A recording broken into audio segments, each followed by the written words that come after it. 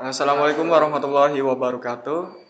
Perkenalkan, nama saya Akmal Firdaus dari kelas D3TT 4203, nomor induk mahasiswanya 67051841137.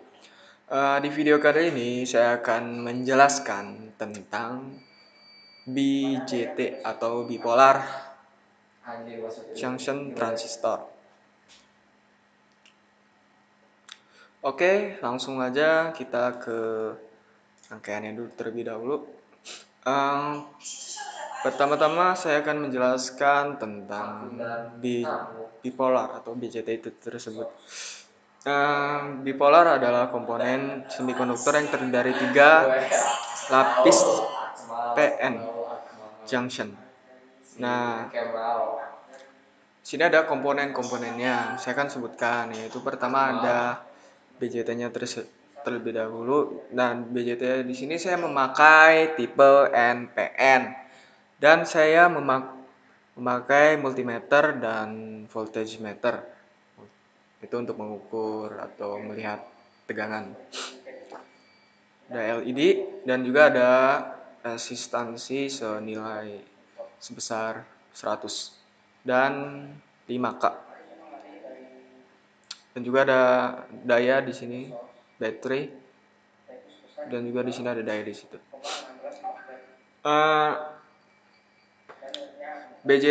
BJT atau NPN itu sendiri mempunyai 3 kaki. Yang pertama adalah kolektor.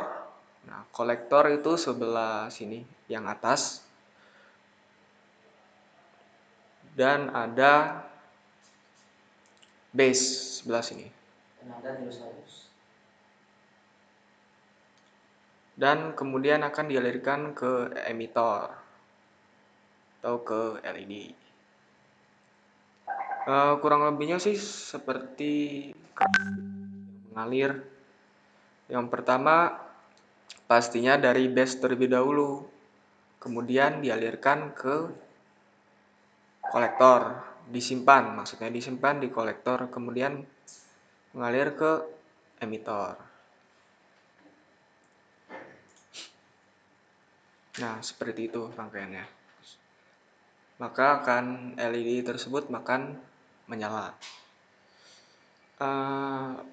Rangkaian BJT ada jenis-jenisnya. Yang pertama ada PNP dan NPN.